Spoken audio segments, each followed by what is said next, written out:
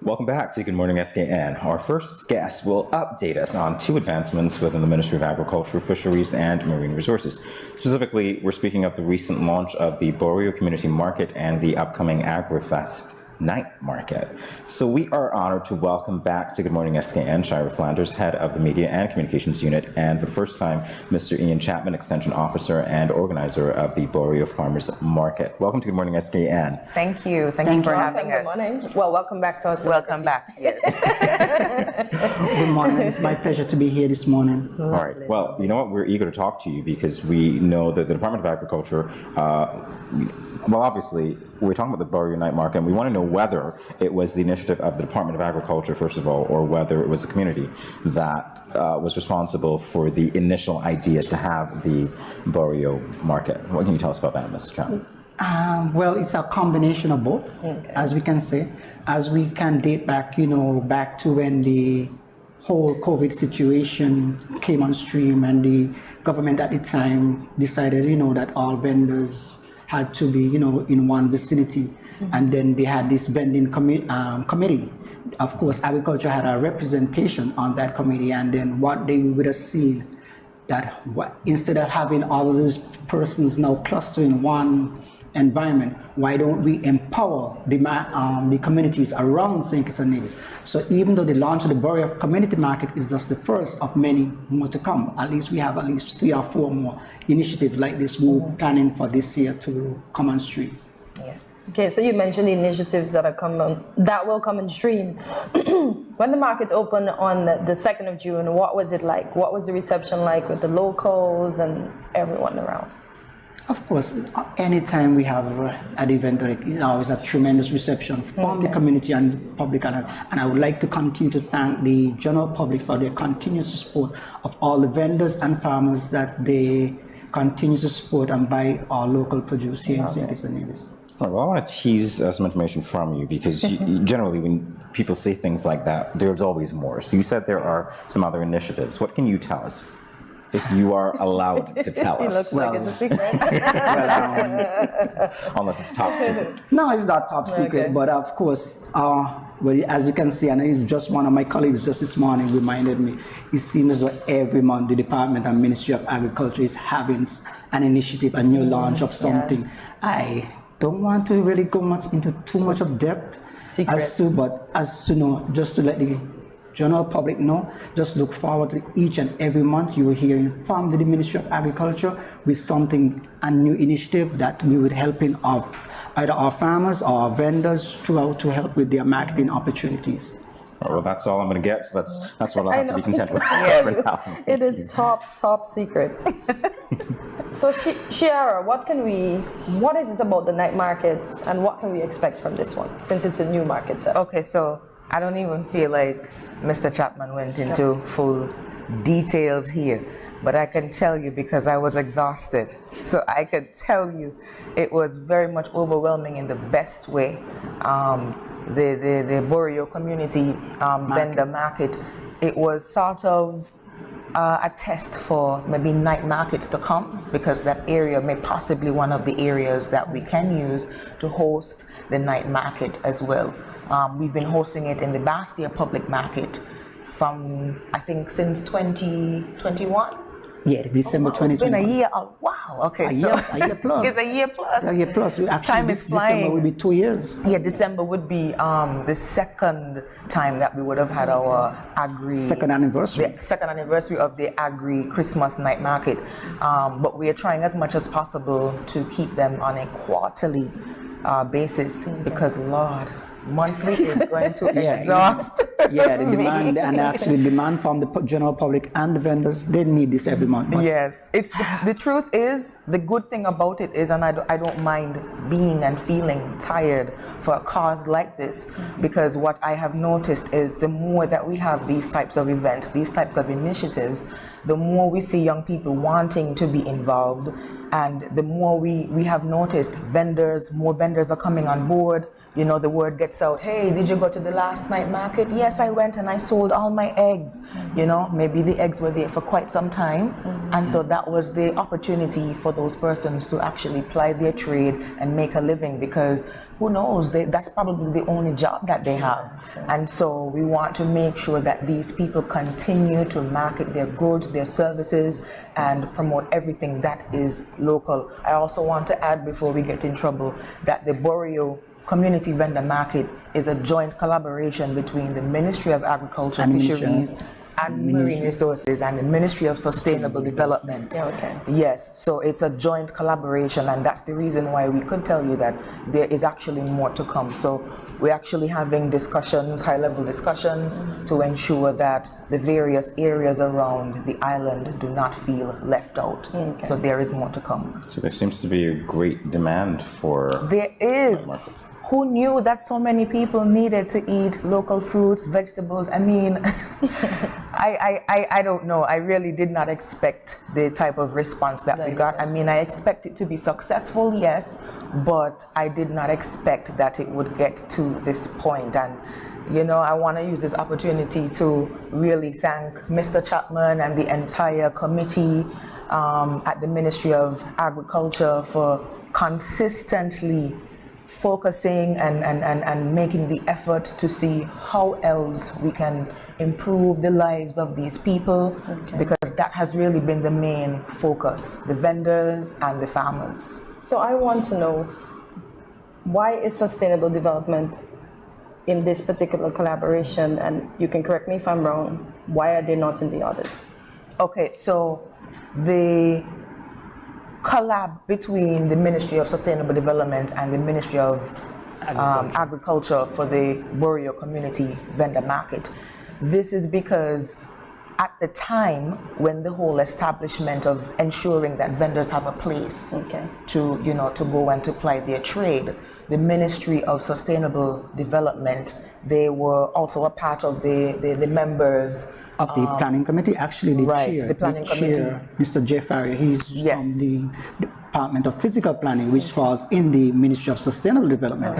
And basically, if you to understand Ministry of Sustainable Development, they control, they manage all the entire lands within the St. Kitts and Nevis. So it must be a collaborated effort between them and physical planning, because we have to make sure that the spaces that we are putting down these vending sites to be, they are suitable and don't cause any obstruction to traffic, so we have to make sure that it's a whole planning thing. We can't just be haphazard and say, okay, then we get want to put them down here and this basic. So you got to look at the whole efforts. You go now, is this a community that, the number of persons within this community, would this now be sustainable for these vendors now to shop? So you have to get all those kind of information from physical planning. So we can't just say, okay, then tomorrow we're going to put down a booth in, just calling off my head, in Challengers. And then when you look, the going to Challengers is always a obstacle with traffic. So I no, that is not a good idea. So we have to have that process, collaboration between the Ministry of Sustainable Development and the Ministry of Agriculture. So make sure that we empower and make sure we make the right decisions for the best interest of the country. That's good. I think that point is important, because when we see initiatives like this, we sometimes tend to not see what goes into planning and the execution. The long process. Exactly. Thank you for reminding us of that. We'll be back to talk with you more after this break. Speaking to everyone. Yes. Infused Friday, and we have another amazing infused water recipe for you today, which is mango, papaya and pineapple. So let's get into just some of the benefits of this fine selection of fruit. Mango juice is full of potassium and magnesium, the two compounds that regulate blood pressure in the body. Consuming mango juice daily can help one keep fit and maintain blood pressure and keep hypertension in check. Drinking mango juice also makes sure there is enough fluid in the body to keep it balanced. Did you know that mangoes are good for your eyes, improves immunity, great for digestion, helps fight cholesterol and may burn fat and reduces acne? Papayas contain high levels of antioxidants, vitamin A, vitamin C and vitamin E. Diets high in antioxidants may reduce the risk of heart disease. The antioxidants prevent the oxidation of cholesterol. When cholesterol oxidizes, it's more likely to create blockages that lead to heart disease.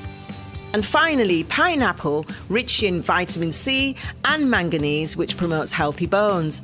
Pineapple is packed with disease-fighting antioxidants. Thanks to the antioxidants, pineapple has cancer-fighting properties. In addition, pineapples can aid digestion and assist in weight loss.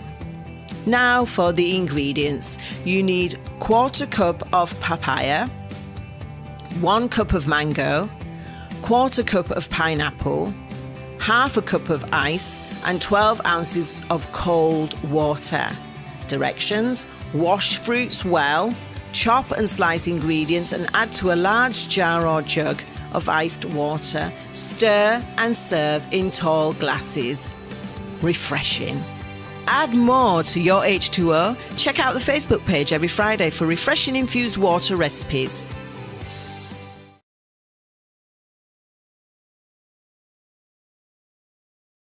Welcome back to Good Morning SKN. If you are just joining us, we are in an engaging conversation as we are speaking with the representatives from the Ministry of Agriculture, Fisheries and Marine Resources, Chiara Flanders and Ian Chapman. So Ian, back to you again. What is your role as an extension officer? Extension. Well, I'm not just an extension officer. Okay. I am actually the head of the whole crop division. Okay. So it incorporates extension, quarantine, engineering, marketing, agro-processing, our feral control unit, and I could go at least 3 or 4 other units that thing.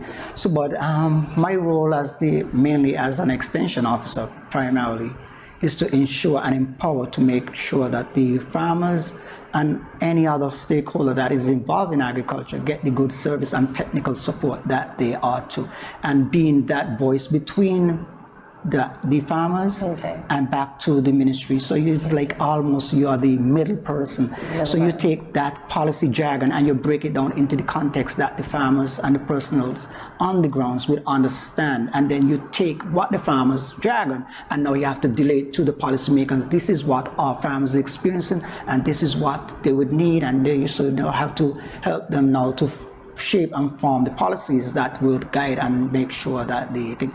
So the extension officers are almost like the engine and the driving force behind all of the production that you will see and almost all of the initiatives that you will see that is ongoing. They are the ones that don't really make the face, but they are the ones behind the scene that keeps mostly me and you fed. Okay, well, I'm glad I got to see the behind-the-scenes man today. Yeah, you are the machine. I dragged him. So let's talk about some of what you said, because you did say a lot, and I would like you to touch on some of it, particularly the marketing aspect, any other aspect that you think would give us a greater insight into how important agriculture is and how effective, you are at making that connectivity between regular consumers and vendors. Well, as could lead to the Bourryeau Vendors Market is one of the initiatives. Fruits and vegetables. Agri Night Market is another initiative. Of course, even the recent initiative of the opening the public market almost on a daily basis, and all of those initiatives that we continue to think, even up to a week ago, P.S. Collins would have called me. We have to find a new initiative that will help with the marketing strategy and get some of these things. One of the things that if you can see in terms of maybe even buying local and producing, if you look at most of the major economies around the world, agriculture is basically one of their main pillars. And still, like if you speak to Holland and Brazil and Argentina, I could just go on and on and on. But if you look at these countries and you look at one of their main staples, that you can see agriculture is their mainstay basically of their economies. Just a follow-up question on that. I think it was yesterday we were having another discussion about standards. We talked about export and how important it is for our vendors to be able to export their products. Is that something that is being worked on? Is that something that has been done? If so, to what extent? Well, yes, to some extent. Our farmers continue to export to nearby islands. Of course, the Tortola, St. Martin, St. Eustatia, and those islands. if we have to, before we could think about export, we must be able to self-sustain ourselves. One of the initiatives that we must make sure that we are able to feed ourselves, food security. Because if we can't, even though we may have to bring in some of the other items but we must be able to show that, and one thing that COVID-19 would have taught us, that, hey, we must make sure that at least a basic meal that we can get from within our own economy or within our own country, that we can sustain ourselves. Even if it's just going back to the roots now, breadfruit and a piece of yam and sweet potato, hey, if that is what we have to eat, that is what we have to eat. Of course, I'm no disrespect to some of the other persons who want to eat a little more elegantly, but of course, if one of the things, if we really have to look, and other countries are really looking into this, their own food security, and you're really seeing the call for more and drive more into the agricultural sector, and it's really becoming a major, not a challenge, but I would say something that will drive me and my team to ensure that we have this focus to continue to ensure that our country is fed and fed wholesomely, and so that persons are eating fresh and wholesome food, because we know the benefits of eating, and the Ministry of Health could tell you here, and more than I can, the whole benefits of eating fresh produce, because as you would hear, when you eat the produce that are grown here, they are more fresh compared to those that we receive from overseas, because we don't even know how long they are being stored and things. And then look at it, from Miami to St. Kitts on tropical shipping, it takes another week on the ocean in a chilled refrigerated container. Basically, some of these things that, hey, even if from your backyard, you could just pick them fresh and go right into your kitchen and think that nutritional value that you think, hey, maybe they even look like one of the things. We'll look at our foreparents. Look at how much centurions we'd have had back in the days and things, and even no disrespect, I don't even think that they would have had so much communicable diseases around them times, because mostly what stuff they would have been eating. So I could go on and on and on and on and on and on, but it's really, I would say, and I would encourage as much as possible that persons that eat fresh and eat buy local and support our farmers and vendors, because what you're doing actually is building our economy. The money is actually staying within our economy and continue to help and build. Is now empowering Shahiro now to go and buy something else and buy something, able to send her children to school and these kind of things. You're really empowering our citizens when you actually support, and not just even the agricultural sector, but across each and every sector that it is. So you continue to build our own economies. And so in that same vein though, do you think that buy local, eat local, support local, do you think we have enough to feed all the locals? Not at this time. Not right now, but we're getting there. We are getting there. It's an initiative that we are currently working. I know my policy and the policy and planning unit, they are working on that, and they continue to look at the figures of the imports and the production level, and it could even advise and say, Mr. Chapman, we are only meeting 10% of this need. We need initiatives that we can spike and increase production levels so that we can continue to even reduce these margins. If we look at what CARICOM is charged with by 2025 is to reduce imports by 25%. So these are all initiatives that we have on our table so that we can now do our part to ensure that we reduce these imports by 2025. So as I said, we appreciate that indeed. Definitely working indeed. Sure, I want you to share with us the vendor registration information, that process, for someone who might say, you know what, I want to register for the Agri Night Market Fest. Yes, okay, so we didn't really get to touch too much on it because we were so deep into the importance of eating local food, and of course, we have to touch on that. But I just want persons to know and understand that this is something that is quarterly. However, this time around, this is the Agri-FEST Night Market. and we are focusing on everything that is local. And so my team and I, we've decided we're going to incorporate local music, local talent into this particular event. And we're going to have local food, local drinks.